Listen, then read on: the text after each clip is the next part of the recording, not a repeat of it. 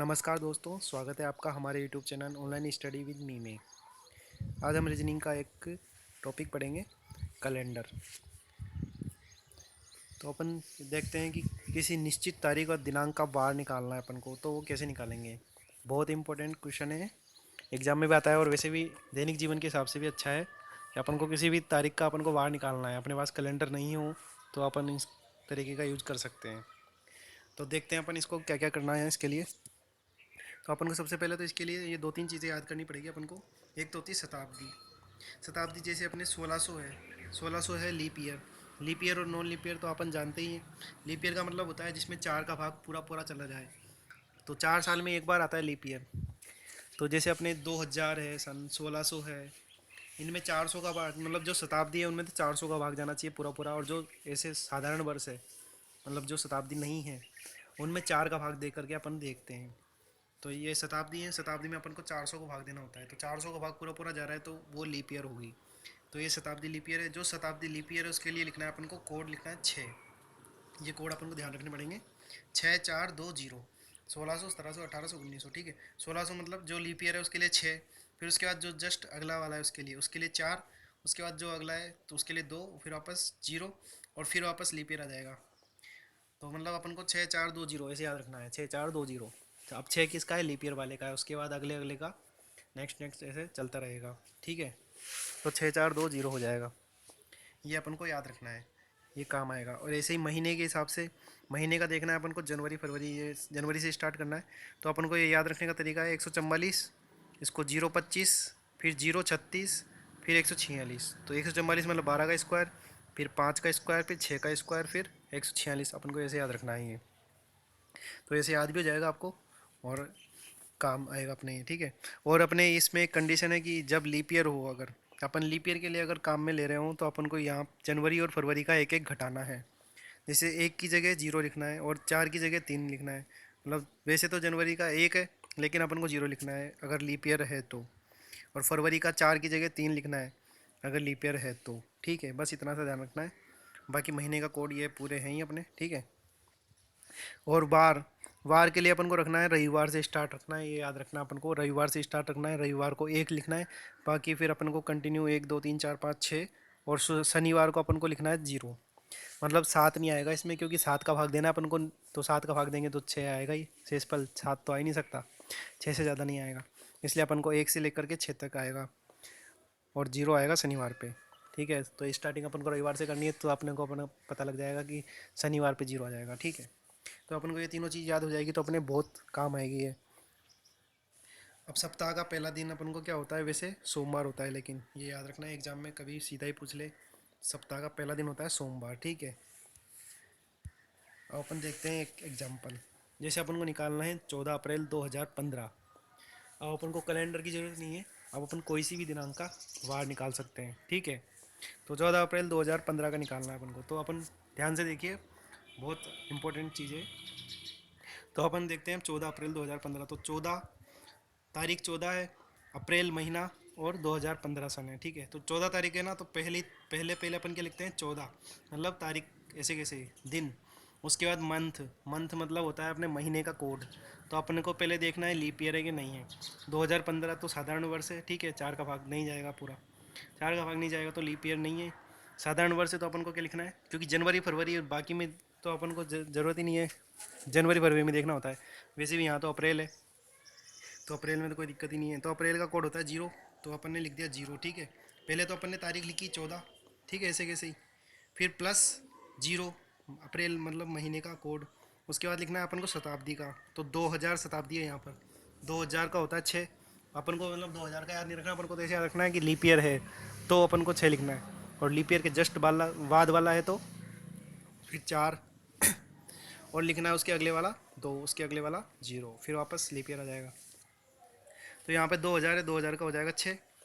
फिर अपन को लिखना है 2000 को छोड़ करके जो 15 है, इसमें 15 को अपन को ऐसे कैसे लिखना है, मतलब जो शताब्दी में शताब्दी हटाने के बाद जो वर्ष बचता है, जैसे 2022 है तो 22, 2080 है तो 80, मतलब 2000 को हटाने के बाद।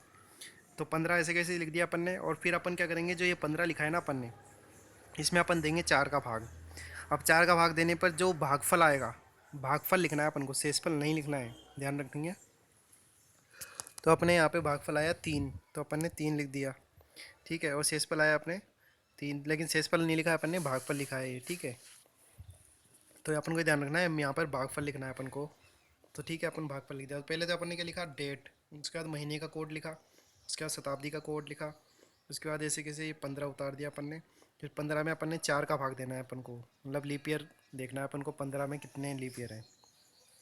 तो 4 का भाग 3 बार गया तो 3 लीप ईयर आएंगे मतलब, ठीक है। तो 3 आ जाएगा यहाँ पर, मतलब भागफल लिखना है अपन को, ठीक है।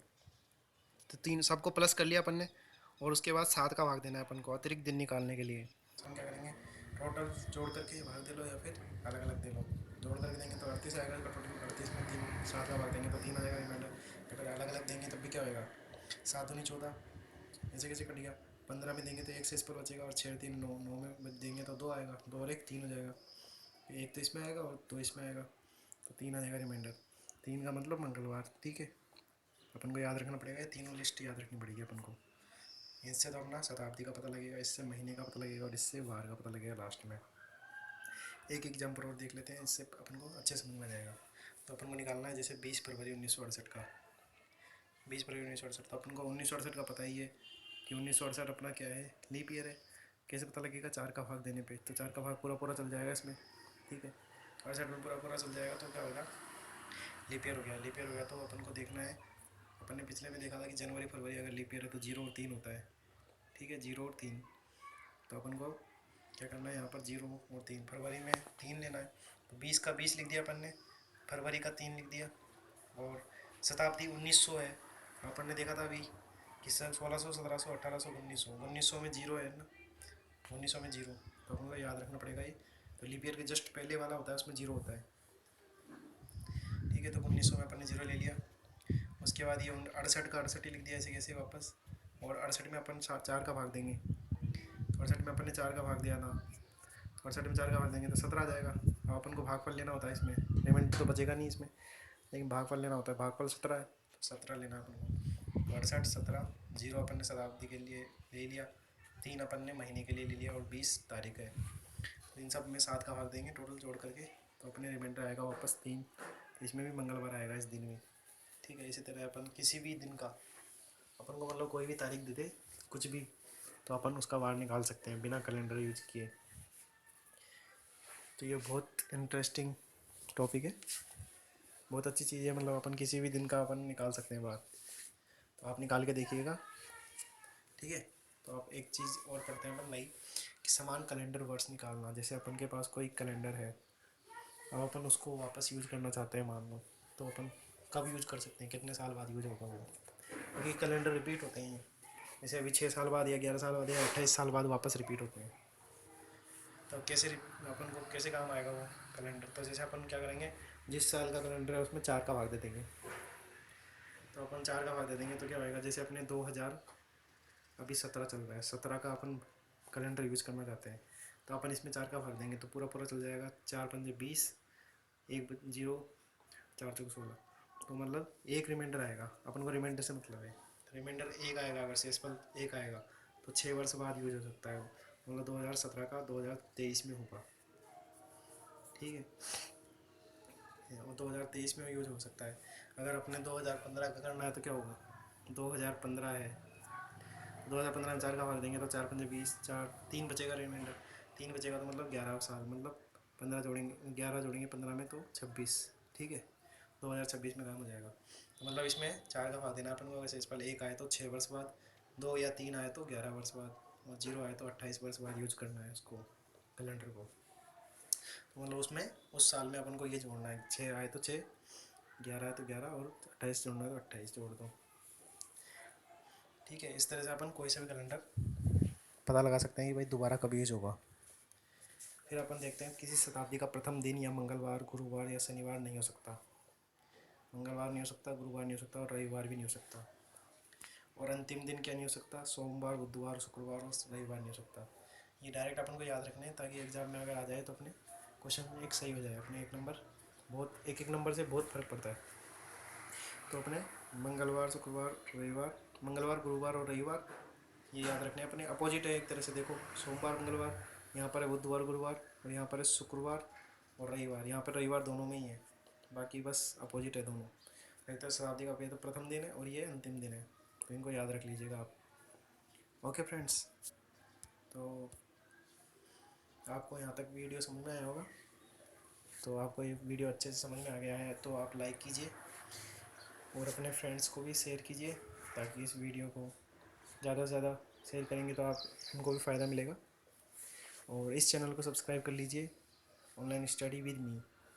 अगर आपने ये चैनल अभी सब्सक्राइब नहीं किया तो सब्सक्राइब कर लीजिए, क्योंकि आपको फिर कैलकुलेशन पार्ट तो कंप्लीट हो ही चुका है अपना। अब कैलकुलेशन पार्ट के बाद हम मेन टॉपिक होते हैं जो मैथ के, वो स्टार्ट करने वाले हैं। और रीजनिंग के हमने अभी घड़ी का वीडियो डाला था, आज कैलेंडर का डाल दिया है। तो हम आगे इम्पोर्टेंट टॉपिक आने वाले हैं रीजनिंग में भी। ओके फ्रेंड्स, तो इस सब्सक्राइब कर लीजिए इसे। Okay friends, thank you.